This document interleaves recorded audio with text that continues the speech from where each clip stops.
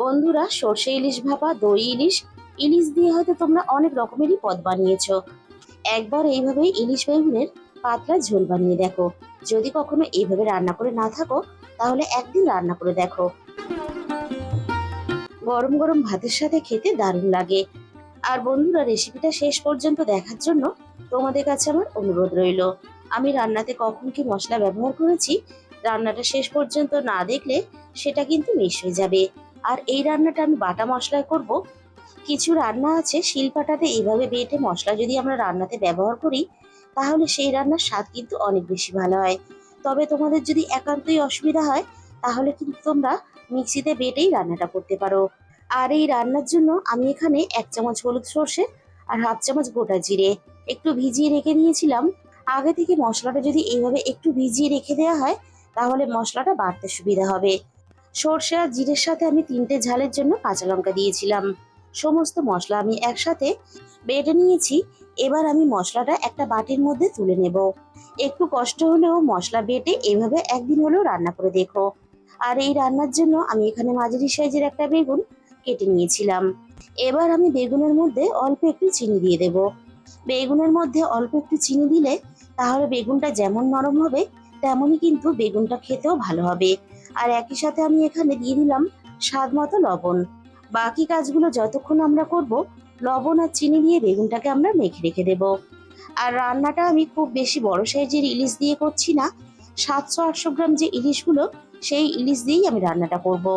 ইলিশ ছোট হোক বা বড়, আমাদের প্রত্যেক বাঙালির কাছে ইলিশ মানেই কিন্তু আমাদের কাছে একটা আলাদা রসনা তৃপ্তির ভোজন।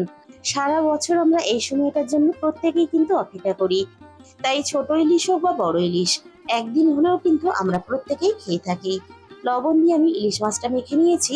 তাহলে চলো রান্নাটা আমি কিভাবে করেছি এবার সেটা দেখে নেওয়া যাক। প্রথমে আমি কড়াইয়ের মধ্যে প্রয়োজন মতো তেল দিয়ে দিলাম। ইলিশ ভাজার জন্য আমরা প্রত্যেকেই জানি খুব বেশি তেলের প্রয়োজন হয় না।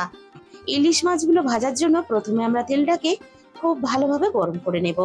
তেলটা আমি খুব ভালোভাবে গরম করে কড়াইয়ের একটু চারিদিকে লাগিয়ে দিয়েছি। এবার আমি একে একে ইলিশগুলো ভাজার জন্য তেলের মধ্যে দিয়ে দেব। তবে একসাথে আমি সবগুলো ইলিশ দেব না, তাহলে উল্টানোর সময় ভেঙে যেতে পারে। তাই আমি দুবারে মাছগুলো ভেজে নেব। আর মাছগুলো কিন্তু আমি খুব বেশি কড়া করে ভাজবো না, একটু হালকা লালচে করে ভেজে নেব। মাছের একটা সাইড আমি বেশ ভালোভাবে ভেজে নিয়েছি, অপর সাইডটা ভাজার জন্য উল্টে দেব। ইলিশ মাছ যদি এর থেকে বেশি কড়া করে ভাজা হয়, তাহলে কিন্তু খেতে ভালো লাগে না। মাছের আমি দুটো সাইডে দেখো ঠিক একইভাবে ভেজে নিয়েছি। এবার আমি সমস্ত ভাজা মাছ কড়াই থেকে তেল ঝরিয়ে নামিয়ে নেব। আর আমি যে পাত্রের মধ্যে রান্নাটা করে রাখবো, সেই পাত্রের মধ্যেই আমি ভাজা মাছগুলো তুলে নেব। তাহলে মাছের গায়ে যে তেলটা লেগে আছে, সেই তেলটা কিন্তু আমাদের নষ্ট হবে না। আমি বাকি মাছগুলো ঠিক একইভাবে ভাজার জন্য তেলের মধ্যে দিয়ে দেব।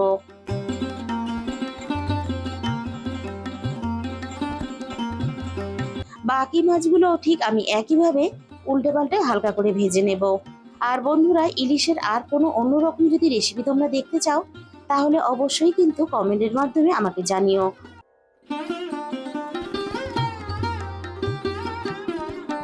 বাকি মাছগুলো ঠিক একইভাবে আমি ভেজে নিয়েছি। ঠিক একইভাবে তেল ঝরিয়ে কড়াই থেকে নামিয়ে নেব। সমস্ত ভাজা মাছ আমি কড়াই থেকে নামিয়ে নিলাম।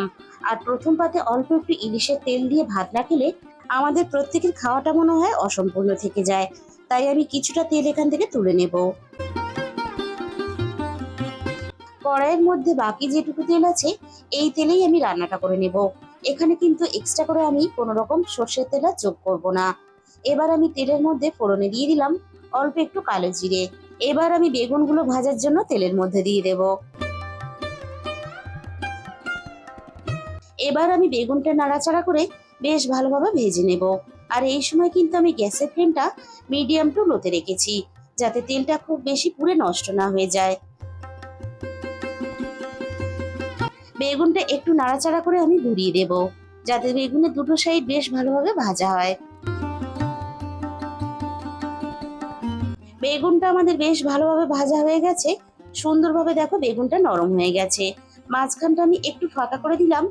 যে বাটা মশলাটা আমরা রেডি করেছিলাম, সেই বাটা মশলাটা আমি এখানে দিয়ে দিলাম। বেগুনটা যাতে ঘেটে না যায়, সেদিকে খেয়াল রেখে এবার আমরা মশলাটা হালকা একটু কষিয়ে নেব, কাঁচা জিরের গন্ধটা চলে যাওয়া পর্যন্ত। মিনিট দুয়েকের মতো আমি মশলাটা ভালোভাবে কষিয়ে নিয়েছি। কাঁচা জিরের গন্ধটা চলে গেছে, এর থেকে বেশি আর কষানোর দরকার নেই। এবার আমি রান্নার মধ্যে পরিমাণ মতো জল দিয়ে দেব। তবে খুব বেশি প্রয়োজনের অতিরিক্ত কিন্তু আমাদের জল দেওয়ার দরকার নেই, কারণ বেগুন কিন্তু আগে থেকেই আমাদের খুব সুন্দরভাবে সিদ্ধ হয়ে গেছে। ঝালের জন্য আমি এখানে আরো দুটো চেরা কাঁচা লঙ্কা দিয়ে দিলাম। আর একই সাথে আমি এখানে রান্নার স্বাদ মতো লবণটা দিয়ে দিলাম। এবার আমি সবকিছু একসাথে নাড়াচাড়া করে বেশ ভালোভাবে মিশিয়ে দেব আর ঝোলটা ফুটে ওঠার জন্য অপেক্ষা করব। বন্ধুরা, আমি কিন্তু আবারও বলছি, খুব বেশি প্রয়োজনের অতিরিক্ত কিন্তু জল দেওয়ার দরকার নেই। বেগুন যেহেতু আমাদের খুব সুন্দরভাবে ভাজা আছে আর কষানোর সাথে সাথে বেগুন বেশ ভালোভাবে নরম হয়ে গেছে, তাই কিন্তু রান্নাটা করতে আমাদের খুব বেশি সময় লাগবে না। ঝোলটা বেশ ভালোভাবে ফুটে উঠেছে। এবার আমি একে একে ভাজা মাছগুলো ঝোলের মধ্যে দিয়ে দেব।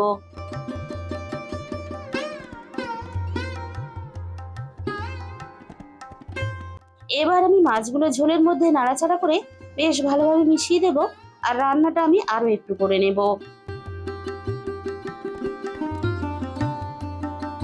6-7 মিনিটের মতো আমি রান্নাটা বেশ ভালোভাবে করে নিয়েছি আর মাছগুলো বেশ সুন্দরভাবে নরম হয়ে গেছে। এবার আমি এখানে দিয়ে দেব 1 চামচের মতো কাঁচা সর্ষের তেল। অল্প একটু কাঁচা সর্ষের তেল দেওয়ার জন্য রান্নার স্বাদ আর গন্ধ আরো কিন্তু বেড়ে গেল। তাই অল্প একটু কাঁচা সর্ষের তেল অবশ্যই রান্নার শেষে ব্যবহার করবে। সর্ষের তেলের গন্ধটা যাতে রান্নার সাথে সুন্দরভাবে মিশে যায়, তার জন্য আমি কড়াইটা একটু ঢাকা দিয়ে দিলাম। বন্ধুরা, রেসিপিটা দেখার পরে তোমাদের যদি ভালো লেগে থাকে তাহলে একদিন হলেও বাড়িতে বানিয়ে রেখো। তাহলে বন্ধুরা, আজকের এই রেসিপিটা ভালো লাগলে ভিডিওতে একটা লাইক করে দিও আর কমেন্টের মাধ্যমে জানিও তোমাদের কেমন লাগলো।